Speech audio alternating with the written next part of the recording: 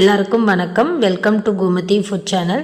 இன்றைக்கி நம்ம வீடியோவில் பார்க்க போகிற ரெசிபி நல்ல ஒரு சூப்பரான சாம்பார் சாதம் எப்படி செய்கிறது தான் அங்கே பார்க்க போகிறோம். லஞ்சுக்கு இந்த மாதிரி சாம்பார் சாதம் வச்சு பாருங்கள், டேஸ்ட்டு அட்டகாசமாக இருக்கும். வாங்க எப்படி செய்கிறதுன்னு பார்க்கலாம்.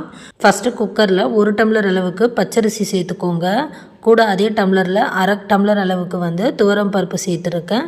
அடுத்ததாக ஒரு 2 ஸ்பூன் அளவுக்கு சிறு பருப்பு சேர்த்துக்கோங்க. சாதம் நல்லா குழைவாக, அதே சமயம் நல்ல ஒரு டேஸ்டான சாம்பார் சாதம் கிடைக்கும். இப்போது அரிசி பருப்பு எல்லாமே நல்லா நான் கழுவி எடுத்துகிட்டு வந்துட்டேன். அடுத்ததாக நம்ம தேவையான காய்கறிகள் எல்லாமே இதில் சேர்த்துக்கலாம். நான் இன்றைக்கி என்கிட்ட இருக்கிற காய்கறிகள் நான் சேர்த்துருக்கேன். உங்கள்கிட்ட என்ன காய் இருக்கோ நீங்கள் இந்த சாம்பார் சாதத்துக்கு சேர்த்துக்கலாம். ஒரு 10 போல் பீன்ஸை நல்லா நீளமாக கட் பண்ணி சேர்த்துருக்கேன். ஒரு பெரிய உருளைக்கிழங்கு, ஒரு 2 மீடியம் சைஸ் கத்திரிக்காய், ஒரு கேரட் சேர்த்துருக்கேன். கூடவே சின்ன வெங்காயம் ஒரு கைப்பிடி அளவுக்கு, ஒரு பெரிய தக்காளி, இது எல்லாமே சேர்த்துட்டு இதுக்கான தண்ணி அளவு நம்ம 1.5 டம்ளர் அளவுக்கு அரிசி பருப்பு சேர்த்துருக்கோம். இதுக்கு நம்ம 3 மடங்கு அளவுக்கு தண்ணி சேர்க்கணும்.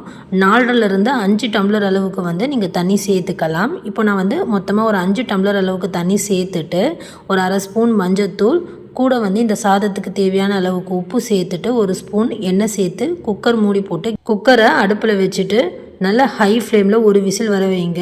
மீதி 2 விசில் மீடியம் ஃப்ளேமில் வச்சு குக்கர் விசில் வர விட்டு கேஸ் ஆஃப் பண்ணிக்கோங்க. சாதம் நல்லா குழஞ்சி வெந்து வந்துடும். அடுத்து தாளிப்புக்கு கடாயில் 2 டேபிள் ஸ்பூன் அளவுக்கு எண்ணெய் சேர்த்துட்டு ஒரு அரை ஸ்பூன் கடுகு, 1/4 ஸ்பூன் சீரகம், 1/4 ஸ்பூன் வெந்தயம் சேர்த்துக்கோங்க. கூட ஒரு சின்ன துண்டு அளவுக்கு பட்டை சேர்த்துட்டு நல்லா பொரிய விடுங்க. ஒரு பெரிய வெங்காயம் நல்லா நீளமாக கட் பண்ணி சேர்த்துக்கோங்க. கொஞ்சமாக கருவேப்பிலை சேர்த்துட்டு வெங்காயம் நல்லா வதக்கிக்கோங்க. இப்போ பார்த்தீங்கன்னா வெங்காயத்தோட நிறம் நல்லா மாறிடுச்சு.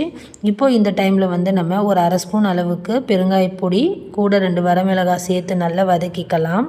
இப்போது இது ஓரளவுக்கு நல்லா வதங்கி வந்ததும் ஒரு ஸ்பூன் குழம்பு மிளகாய்த்தூள், கூட ஒரு அரை ஸ்பூன் அளவுக்கு கலருக்காக காஷ்மீரி மிளகாய்த்தூள், ஒரு அரை ஸ்பூன் அளவுக்கு கரம் மசாலா சேர்த்துக்கோங்க. நான் குழம்பு மிளகாய்த்தூள் சேர்த்துருக்கேன். சாம்பார் தூள் இருந்தால் கூட நீங்கள் ஒரு ஸ்பூன் அளவுக்கு சாம்பார் பொடி சேர்த்துக்கலாம். இது எல்லாமே சேர்த்து நல்லா வதக்கி விட்டதுக்கப்புறம் ஒரு சின்ன நெல்லிக்காய் சைஸ் அளவுக்கு புளியை நல்லா கரைச்சி வடிகட்டிட்டு அந்த புளி தண்ணி சேர்த்துட்டு நல்லா கொதிக்க வைங்க. இப்போது இந்த மசாலாவுக்கு தேவையான அளவுக்கு மட்டும் கொஞ்சமாக நம்ம உப்பு சேர்த்துட்டு ஒரு சின்ன கட்டி அளவுக்கு வெல்லம் சேர்த்துக்கோங்க. இதோட புளிப்பு, காரம், இனிப்பு எல்லாமே சேர்ந்து வரும்போது சாம்பார் சாதம் ரொம்பவே டேஸ்ட்டாக இருக்கும். இப்போது நல்லா கலந்து விட்டு கொதிக்க வைங்க. இது நல்லா கொதித்து வரட்டும். தேவைப்பட்டால் நீங்கள் இன்னும் கூட கொஞ்சம் தண்ணி சேர்த்து நீங்கள் கொதிக்க வச்சுக்கலாம். இது ஒரு பக்கம் நல்லா கொதிச்சுட்டு இருக்கட்டும். பாருங்கள், அரிசி பருப்பு எல்லாமே நல்லா குழஞ்சி சாதம் சூப்பராக வெந்து வந்திருக்குல்ல. இப்போது இந்த மாதிரி நல்லா கரண்டியால் கலந்து விட்டுட்டு இந்த சாதத்தை நம்ம அப்படியே தாளிப்பு அந்த கடாயில் போட்டு நம்ம மாற்றிக்கலாம்.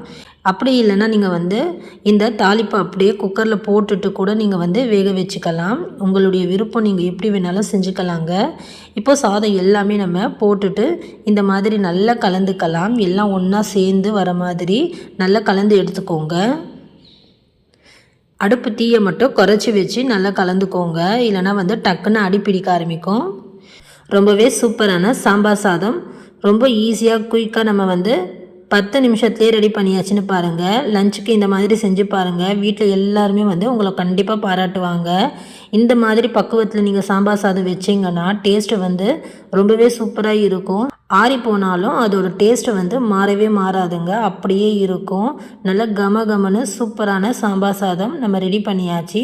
ஃபைனலாக இதில் பொடியாக நறுக்கின மல்லி இலை, கொஞ்சமாக கருவேப்பிலை சேர்த்துட்டு ஒரு 2 ஸ்பூன் அளவுக்கு நான் நெய் சேர்த்துருக்கேன். இப்போது இது எல்லாத்தையும் ஒன்றா சேர்ந்து நல்லா கலந்துக்கலாம். நீங்களும் கண்டிப்பாக வீட்டில் லஞ்சுக்கு இந்த மாதிரி நல்லா கமன்னு பக்குவமாக சாம்பார் சாதம் வச்சு பாருங்கள். ட்ரை பண்ணி பார்த்துட்டு எப்படி இருந்ததுன்னு மறக்காமல் கமெண்ட் பண்ணுங்கள். இந்த வீடியோ பிடிச்சிருந்தால் லைக் பண்ணுங்கள். உங்கள் ஃப்ரெண்ட்ஸ் அண்ட் ஃபேமிலிக்கு ஷேர் பண்ணுங்கள். மறக்காமல் கோமதி ஃபுட் சேனலை சப்ஸ்கிரைப் பண்ணிக்கோங்க.